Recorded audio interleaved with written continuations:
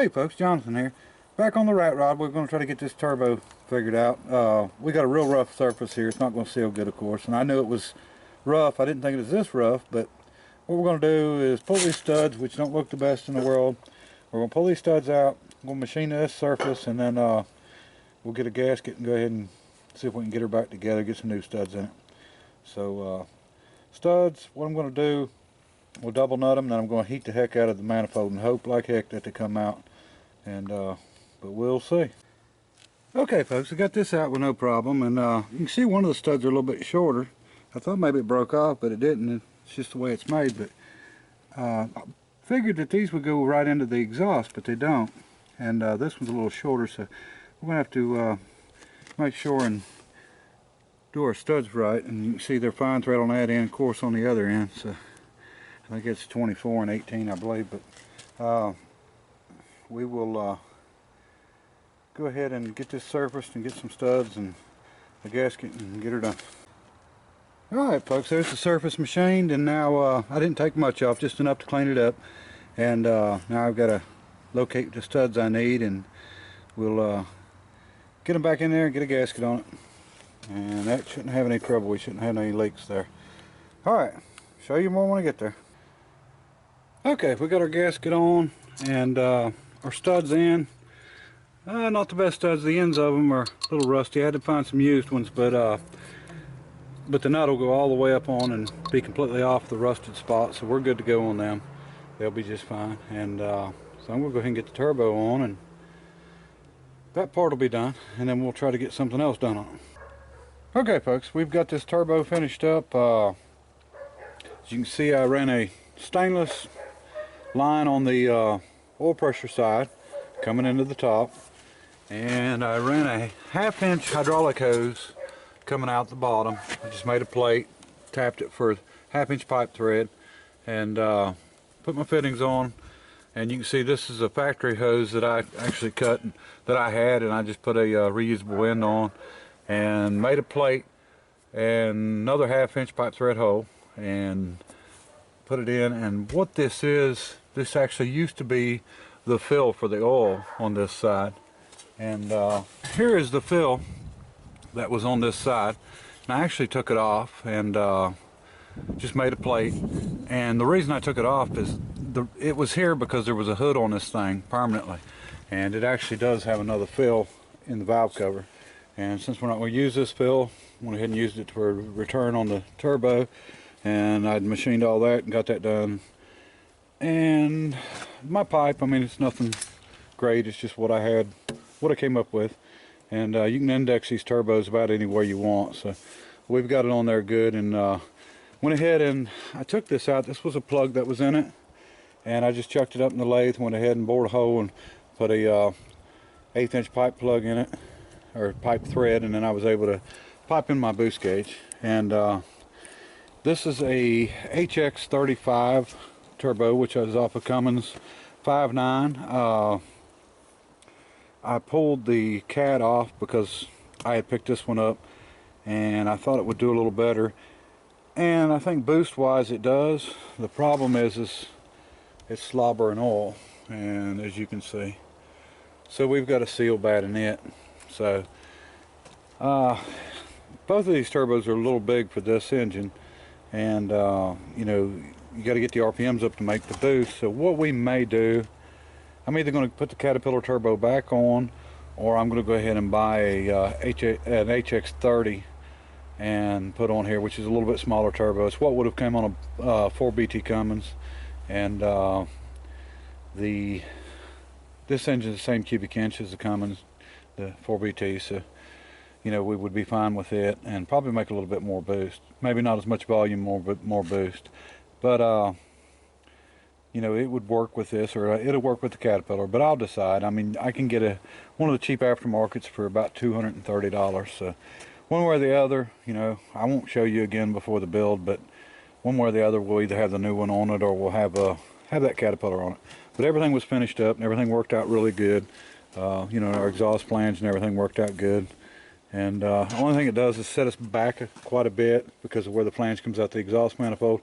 So we're going to have to do a pretty quick downpipe and that shouldn't be a problem. And you know, the firewall curves in back there anyway on that Ford, so we'll be fine there. So everything's hooked up, ready to go here, and you know, that turbo swap will be real quick and easy. It won't be no problem.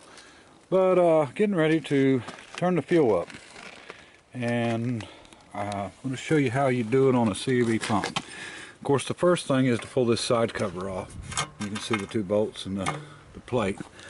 Inside here, and I'm going to turn it to where you can see it, but there's two bolts, and they're 12 point, and you definitely got to have a 12 point wrench for them. And 8mm, I believe, is what they are. And you can use a 5/16, you just got to use a 12 point. They're going to be really tight.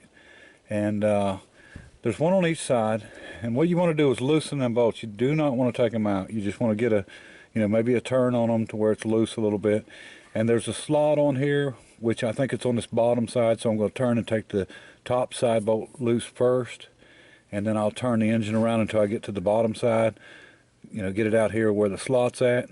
And like I said, all you got to do is loosen them two up, and there's a piece you can slide in here, and that's how you turn the fuel. You can go one way to, you know, add fuel. You can go the other way to take away fuel. So I'm going to go ahead and get the one bolt loose, and then I'll turn it half a turn and get it where the slot's at, and loosen the other bolt, and I will show you which way to go, and you know, how you can turn it up or turn it down, either way you want to do it. And so show you more. Okay folks, if you can see it, this is one of the bolts, and this is the side that don't have the slot. And so I've got it loose. I'm going to make a half turn on the injector pump, and then I'll show you what the other side looks like. Okay folks, I'm hoping you can see in here and I'll be able to show you, but if you look right here, there is a little notch in this plate, and you can move this from here to here, all the way in this open space. The farther that notch is down this way, the leaner the fuel is going to be. The farther up it is, the richer it's going to be. And you can see they've got it a little bit below center, so they've got it leaned out just a little bit. So what we're going to do is, I haven't loosened the other bolt up yet. It's right up this side. It's hard to see, but we'll loosen the other bolt up, and then I'm going to slide this notch up, and I'm going to probably go up at least half what it is now, from halfway from here, you know, to your top plate here, and we're going to try it and see how it does. Now we're going to have to re-bleed the system, and it's kind of hard because you've got to, you know, this is actually full of fuel, so when you take this off, you lose your fuel out of it. So it's going to take a little bit to bleed it out and get it, you know, back running. But that's how you change the fuel adjustment on it. Just make sure that you tighten your bolts back tight, and make sure you roll it half a turn and tighten the other side back up, and then seal your cover back up and bolt it on tight, and that's all there is to it. Just the simple movement of that, and that will turn your fuel up. So, or turn it down if it's blowing a lot of black smoke and, you know, losing power and you don't like it. You can bring it down a little bit. But we're turning our boost up. We're going to get our boost as high as we can get it. So we're going to go ahead and try to get the fuel up a little bit and get a little bit of smoke out of it. And but anyway, that's how it's done. And I'll show you more.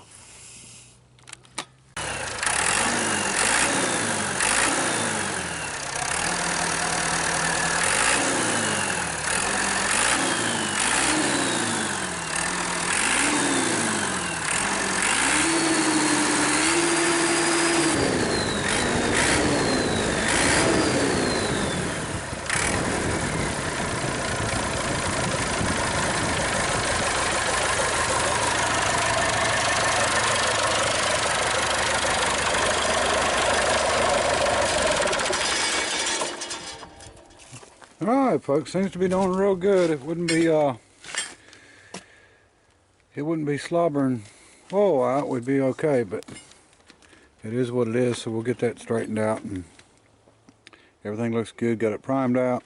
We're getting some black smoke just like I wanted. No, you know, not a bunch or anything like that, but enough to know it's a diesel for sure.